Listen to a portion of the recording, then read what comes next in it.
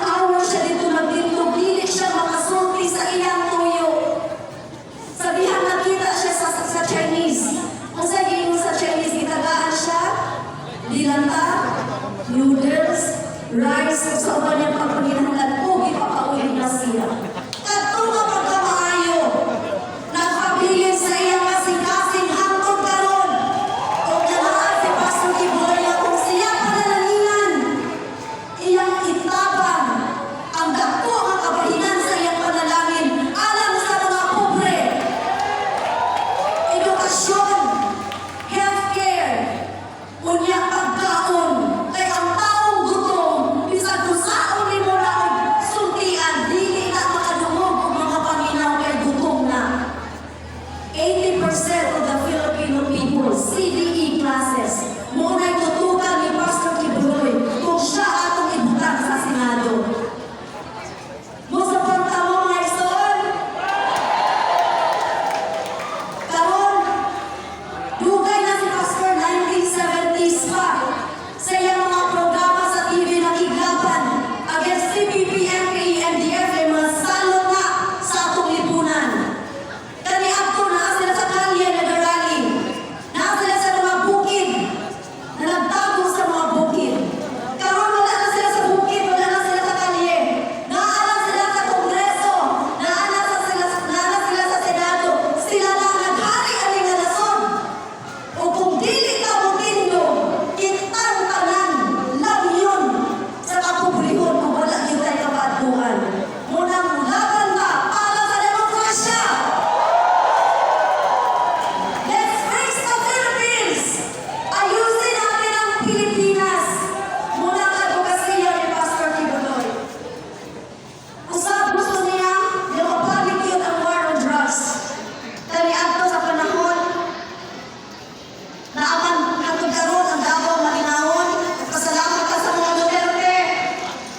Tungod kay naa ang ilang maayong leadership. Sa panahon sa ang former president, ang war on drugs gusto kaayo. Karon bisag asa libre ng uyup-uyup ang tao. Naka-social media pa.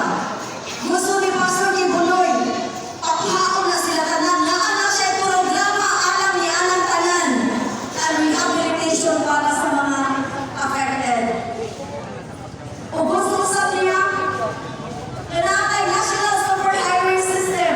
Imagine that. Kung ang Pilipinas walay kurakot, single centavo na ka-account, natin super highway, bullet trains, from Luzon, Visayas to Mindanao. We are bringing opportunities closer to every Filipino. Malipay tap ay makasustain ang atong ekonomiya. Buangat ang imahe sa Pilipinas. Kaya nato ni with the leadership of Pastor Apollo C. Kibuloy. Ganon, subukan natin ang bago. Pastor Kibuloy is not a politician. He is a leader. When we say politicians, sometimes words of politicians are cheap. Dali lang kaayo manaan. Buhaton ako ni papaunog ka mo at tumo sa rally. Tagaan na mo 5,000. Inigawas ninyo gituha ang 4,000. 1,000 na lang ang nabilin. Nagkiyaw-kiyaw na mo pagkahuman. Dili wala lagi sa aman-ana. Ang saad ni Pastor Kibuloy na pag-ato siyang ibutang sa Senado, ayuhon niya ang atong kinabuhi. Sustainable, dili lang 1,000 ang ihatag, kundi himuon ta niyang first world. Dili na taan ang mga politicians na puno sa pulong. Dali naman makabungat ang pulong. Dali lang makabungat ang pagabuhon na itong gapit. Pero kung si Pastor Kibuloy ang mabungat ang pulong, wala imposible. Kung ang talang pinasulti ni Pastor Kibuloy, tinuod. Now let's try someone new. Kay bago siya, kauban sa mga line-up sa PDP laban. Nakita na nato kaya paghigugma sa nasod, iyang pagtapang sa mga kabataan. He founded Jose Maria College at hatag siya free education. Kada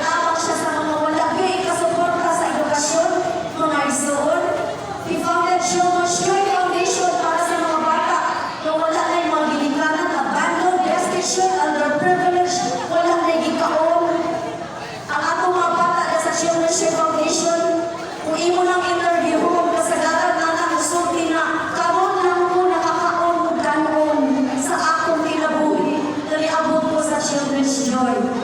Muna ang kisiya ni Pastor, palakuon pa na niya. He founded Sunshine Philippines Movement for the Environment. He founded Sunshine Media Network International para na ay fair, broadcast, na dili bias ang media. And during calamities na ang atong SNNI Foundation Incorporated. Daghanan na himo si Pastor Kibuloy na wala lang i-recognize sa gobyerno. Tungkol kay kini ang gobyerno mao mismo ang nag-persecute sa iya. But this time, let justice prevail. Atong ipatibabaw ang justisya, ang kamatuoran o pagkamatarong ug ang demokrasya alang aning nasod. Daghang salamat kaninyong tanan, sa tanang mga taga-Davao de Oro. Salamat sa inyong pagkampanya alang kay Pastor Kibuloy. Sa tanang inyong pamilya na wala diri sa Davao de Oro, na naa sa Luzon, naa sa laing nasod sa gawa sa Pilipinas, naa sa laing dapit sa Pilipinas. Ingat sila, suportahan nato si Pastor Kibuloy. Ayusin natin ang Pilipinas dahil kaya natin dito with the leadership of Pastor Kibuloy. Number 53 sa Malota, ayaw kalinte. Okay, ang tanan na naman ay mga board, ang tanan na naman ay mga flagless, tanan wali kini sa babagan, ang tanan po, ang mga nagtalang ng mga number 53. Diritas mga forward na, forward. Wala na to, kay doon, live na karoon ni Nationwide. Okay, forward na, forward. Ito na italang 53. Ato ba diri sa stage? Yes. Okay, forward na tanan. Sige.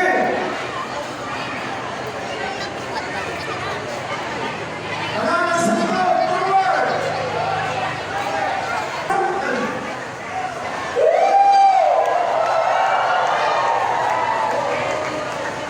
Itaas yung number 53. Okay, forward na, kanagana sa liganan ng branding. Ipakita nato sa tibuong Pilipinas, sa tibuong kalibutan. Wala pa kanting liganan, forward na, forward. Forward. Ang nakahinaw, forward.